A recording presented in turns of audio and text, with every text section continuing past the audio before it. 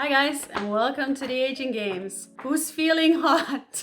Today's topic is going to be about hot flashes, and I'm going to give you some natural solutions for hot flashes, how to avoid them, how to deal with them, how to live with them, and I will share some of my experience with you guys and some of the things that have worked for me. Now, hot flashes hit most women. They start in perimenopause and continue well into menopause and even a couple years later for some people. They say that up to 80% of women experience medium to very severe hot flashes. So that's a really big number. So if you're in your late 40s, early 50s, chances are this is something that you're dealing with. You may have gone to your doctor, you may be on HRT that has things under control, but not everyone wants to take medicine for this condition. I won't really call it a condition because it's kind of a side effect of menopause, but I really don't believe that it has to be a natural part of aging. And I really think that there are a lot of things that we can do to avoid these or to deal with these things. So first of all, the obvious thing is anything cold will help counteract these hot flashes. I've done videos about cold therapy, and I mentioned cold therapy a lot, cold thermogenesis, which is a really great tool,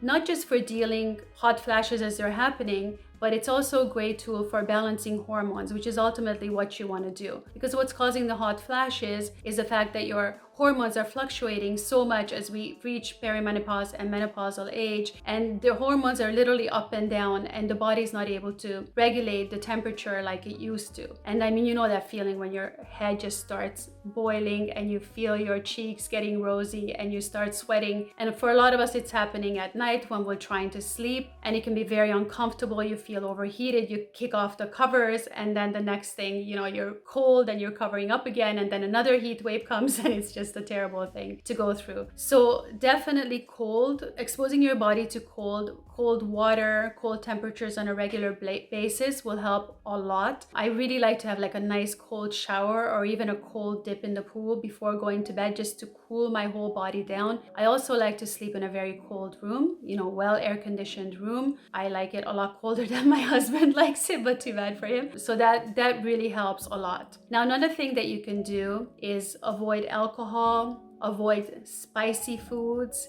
and avoid caffeine, because all of these things can be big triggers and can actually make menopause worse. Anytime you're raising cortisol, stress hormones, and you're in a stressful situation, you've probably noticed this, that when you're feeling stressed, right away you feel the heat rising to your face, to your head, and you can just feel that hot flash coming on. One of the ways is like by reducing these dietary things such as coffee, caffeine specifically, decaf is fine, alcohol, and spicy foods, because they can be very big triggers. But while we're talking about foods, I also need to mention that you also need to keep your blood sugar low. The best way to do that is to follow a low carb diet. So anytime you're eating carbs, bread, pasta, rice, sweets, processed foods, they're all full of carbs, you will be raising your blood sugar, and this will also increase the hot flashes. So diet is really important. And I can tell you from my own personal experience, because I follow, as you probably know, I follow a strict ketogenic diet, keto carnivore diet, which is very animal based with some vegetables, hardly any fruit. But when I do go off track, and if I do have some carbs, it's going to trigger an attack for me, and I will start having hot flashes again.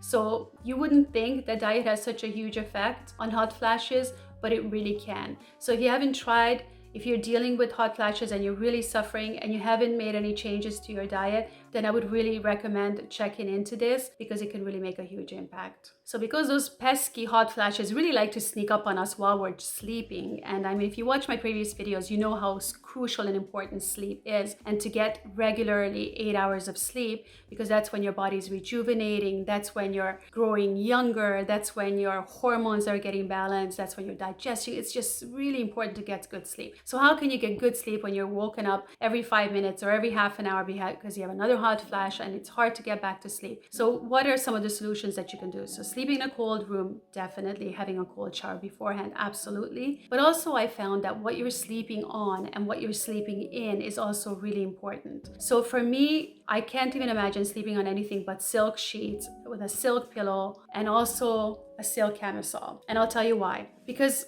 silk absorbs moisture, and silk is the only material that will help keep you cool while you're sleeping. And I'm really happy I found this company. They're called Lily Silk, and they make absolutely beautiful silk bedding and silk clothing like this camisole that I'm wearing. And the great thing about this, first of all, that it's a really affordable silk product, because some of the silk products can get really expensive out there. And also you have to be careful because some of the stuff you buy as silk, for example, on Amazon, and it arrives and it's actually just polyester, silky polyester, and that is not going to keep you cool in any way. It's going to make you sweat like crazy. So be really careful when you're buying any kind of silk product. You want to make sure it's 100% silk. Lily Silk uses 100% mulberry silk. And what I really love is that they have these super funky, really nice designs. I like to have like a lot of colors on my bed, so I don't like to just have the white or the beige or the cream. Bedding and pillowcases, I really like to have some color in my room. So these have been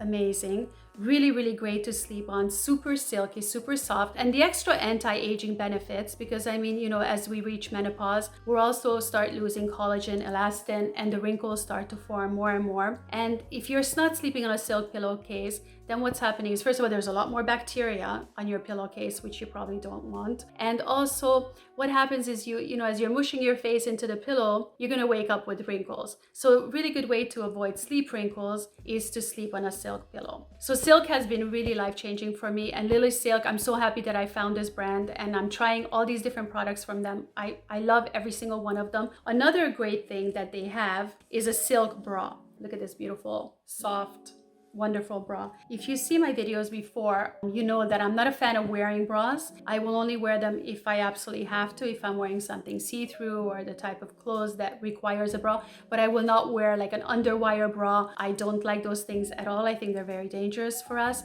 So to have this nice alternative to a bra where it's super silky, super light, you're not going to get heated, you're not going to get sweaty, not even in the summer in these. And if you're large-breasted and you need to sleep in a bra, then this is also a really good option. So do check these out from Lily Silk, guys, and they were kind enough to offer all my viewers a 15% discount, which you can also check below. Another bonus with silk pillowcases is your hair, because your hair is going to be so beautiful in the morning when you wake up. It's not going to be frizzy. It's going to keep it really silky and healthy. I absolutely love that. In addition to all of these things that I mentioned for naturally keeping hot flashes away, there are also some supplements that you can try. I'm not going to talk about those specifically. I'll do a separate video for that. There are some really good combinations and specific herbs that you can use, but you may not even have to resort to that. I've tried different herbs and I've used them on and off, and some will work for a specific time and then it'll stop working. Then I switch to something else. Right now, I'm not taking any of the herbs and